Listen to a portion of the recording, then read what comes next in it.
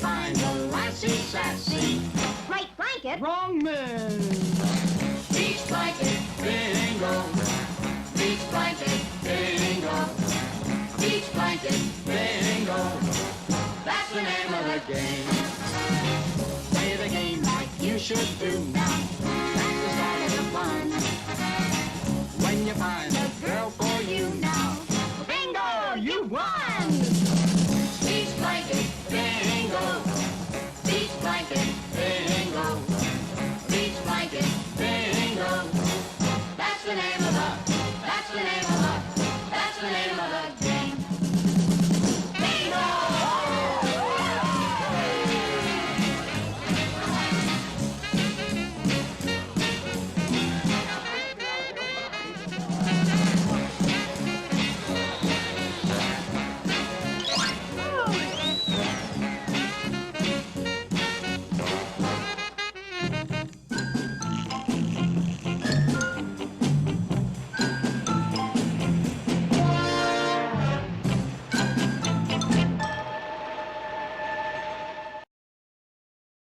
All right, that was Beach Blanket Bingo, the title track from the film of the same name, the 1965 beach comedy film. That was suggested by Cameron as well. I guess that's what, Donna Lauren and Frankie Avalon? I don't know who exactly sang that. Maybe I'll have the right credit when the, thing comes up down here. Anyway, we're listening to that today because we have some more music from 1965 coming up.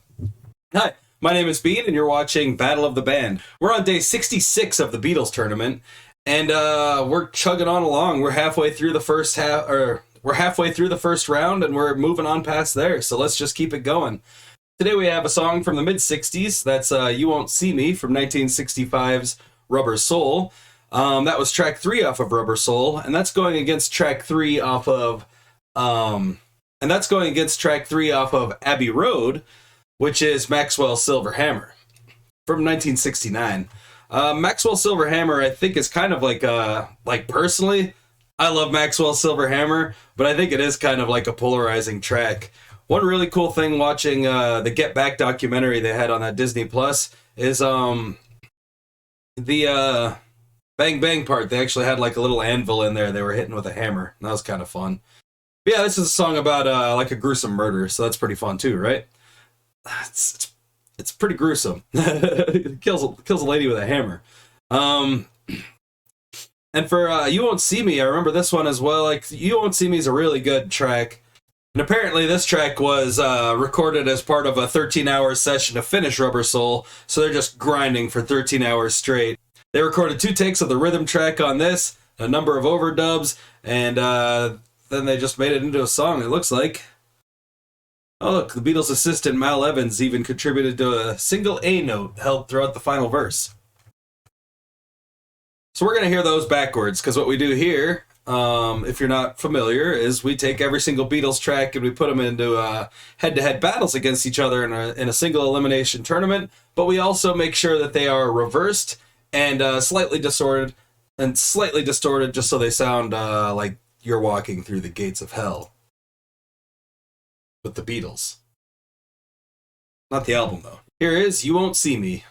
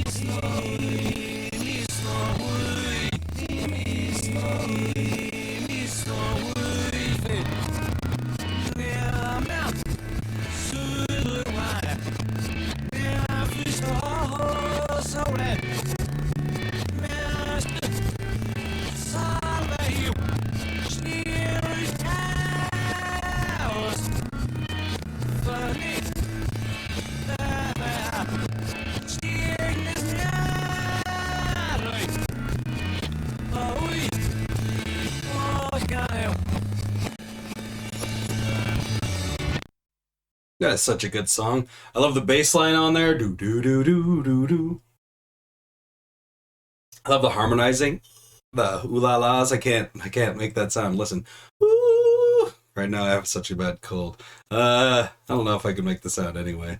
But the ooh la las are really good. The you won't see me. I love it. Super good. And then the guitar. Bang. Bang. It's a good song. Maxwell Silver Hammer I know is a lot more complicated, so let's go ahead and get right down into it.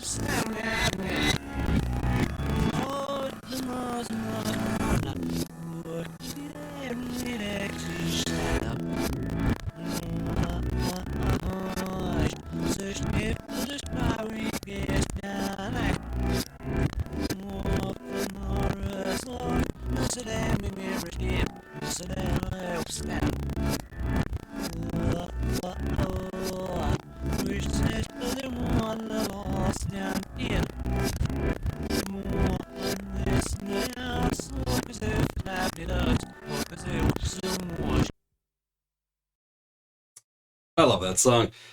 Just sounds a lot less gruesome than it is, but it sounded like he murdered the judge in the end, too. So he killed 3 people in that song.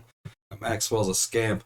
Apparently, when I was reading a little bit down here on Genius.com, and it took a really long time to record it, and John Lennon declared, "I hate it," in an interview, and Ringo called it the worst session ever.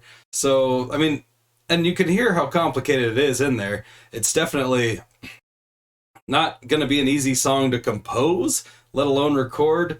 So, I don't know. I think they did a really good job with it, but I could see why they hated it. It seems like it would be a very frustrating song to make if you were just trying to come up with that out of nowhere.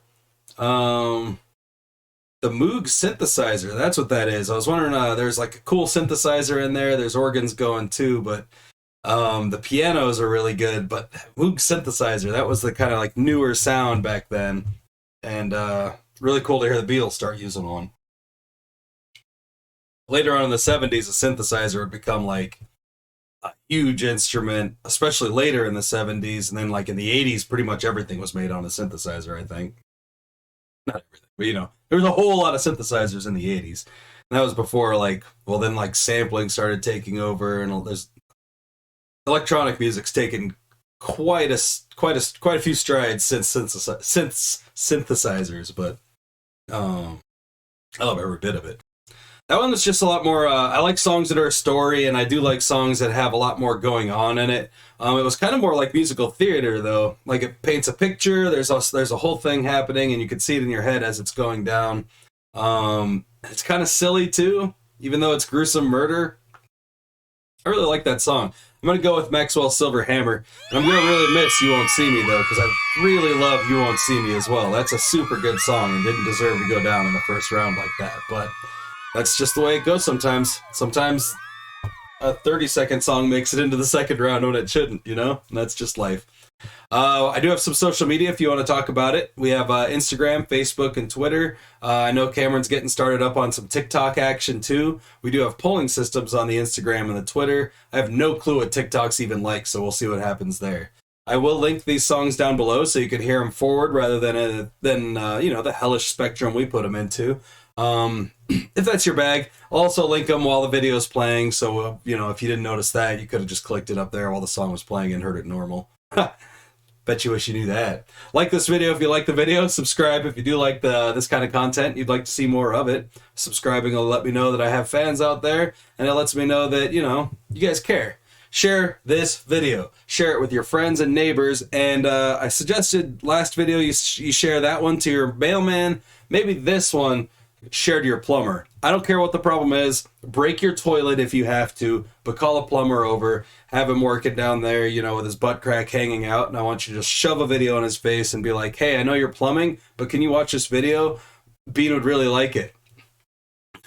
Thanks, guys. Comment down below and let me know what you would comment down below and let me know what you would have picked for your choice out of these two songs. It is actually kind of polarizing. Like when I was listening to "You Won't See Me," I was gonna pick "You Won't See Me." I really love that song. But Maxwell's Silver Hammer does a few more things that I really enjoy, and I definitely don't regret that decision at all. That's all the Beatles I have for y'all today. I'll see y'all tomorrow for some more Butthole Surfers and Beatles videos. Until then, I want y'all to have a wonderful night, a fantastic afternoon, and let's call it a good morning tomorrow. Or today. Whenever your morning is, do that. Good. Bye.